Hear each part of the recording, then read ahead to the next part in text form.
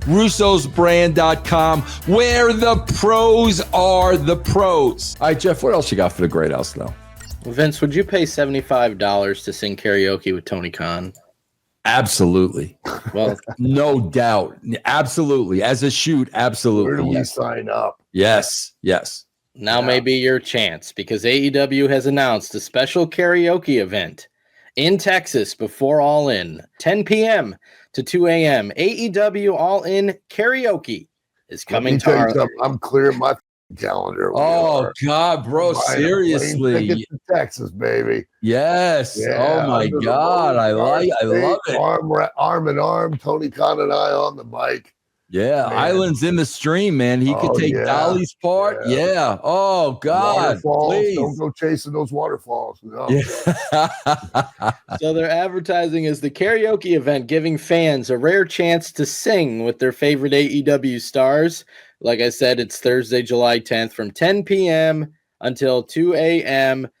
The tickets are $20, but if you want to sing with the AEW stars, $75, limited quantity. Wait, hold on. You said tickets are $25? $20 just to go watch. $75 is like an odd number. Like, why not $100? Like, where did $75 come they from? had a meeting. They're like, you know what? Look, I know they'll go 75. They won't go that extra 25. Where the hell? We could charge them 20 to get in. And then 75, that's the cutoff. God, God, think about this now. What would the WWE be charging for that? Oh, at least that's $1,000 easy. $1,000, yeah. Oh my! If you're wanting to do karaoke with Vince, that's $10,000. And he'll poop on your head. So God, $75 is hysterical. How the hell do we come up with $75? Yeah, just such an odd number. Yeah. Not even $75.99, just $75 flat dollars. You know, it's like now we're at Dollar General. Everything's exactly. Now, Al, how do you feel about that? Because again, man, like these, like I still believe in stars. Like I really, you're making these people so accessible now that I can literally do karaoke. Yeah, but they did the same thing at TNA.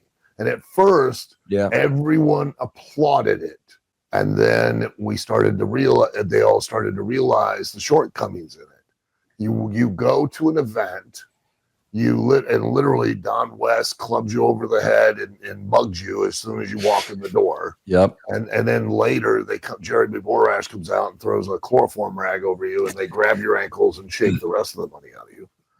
But the problem with it is that you humanize the talent by giving them so much access and allowing them to beat everyone on the card. Number one, it humanizes them.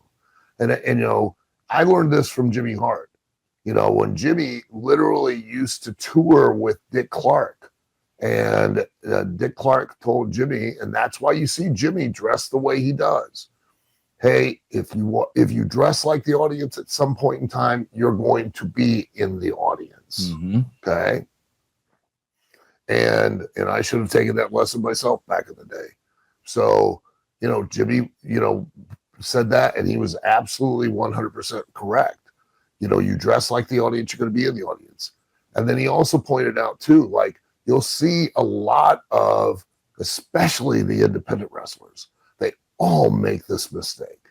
They all come out and they all run around the ring, and you know, or the heel will come out and yell at people going around the ring, and it's like, go to the ring, go and get in the ring. You can now address everyone from the ring. Why is that so important? Because by going simply around the ring, it allows yourself to be humanized. You're no longer a star.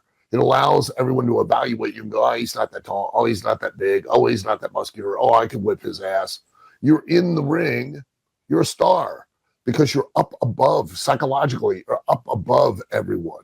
And Jimmy pointed this out. He's like, if you go to a concert, where's the only place you see? Great point. You see only that band or that singer. You on stage. See them on the stage. That's right.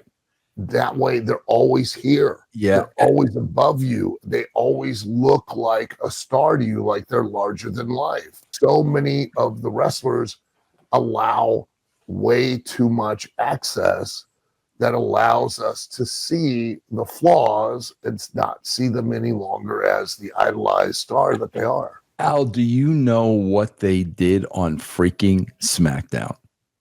No. Okay, Cody Rhodes is in the ring. Mhm. And here comes Seth Rollins, Braun Breaker, and Bronson Reed. So it's a 3-on-1 situation. So now the three of them step up to Cody, and Cody's in jeopardy. They hit Jey Uso's music. Everybody's yeeting. Okay? Jey Uso is making his entrance through the crowd. So he's got his buddy in the ring in jeopardy with 3 heels. Jey Uso stops and picks up a little girl, and he's yeeting with the little girl. I'm like, does anybody there talk anything through? What kind of a friend is that? Al, if you're in a bar and you're getting your ass kicked, and I stop to give a little kid a freaking autograph, are you not going to beat my ass? Yeah, I have seen that. Gosh, I can't tell you how many times where guys, well, like they're doing a run-in, but it's more like a walk-in because they're doing the regular entrance.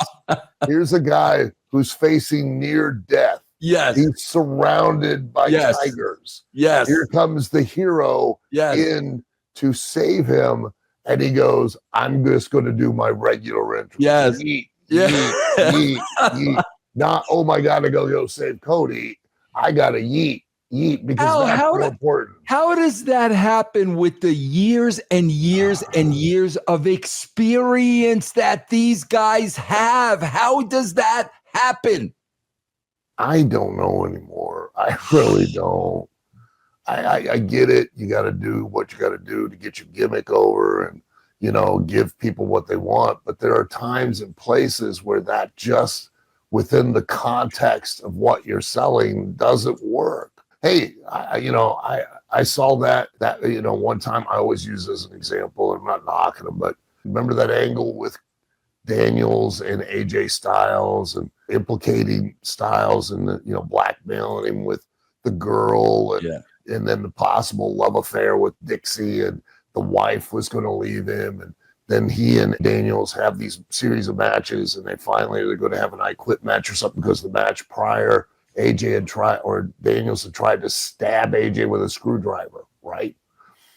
Now we're coming to this big match, and the music hits, and they both come out and just do their regular entrance, and I'm like, I'm done. We're done. Man. I mean, all of this kind of heat, and now, you know, that's like the same thing.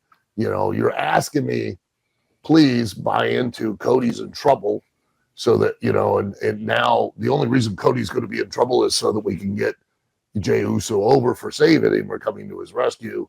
But now instead of Jey just running, making a beeline into the thing, or at least a fairly brisk pace so that we can track him with the camera through the audience, no, he's yeeting and picking up a small girl. I'll get to Cody. I just got to get myself over for it.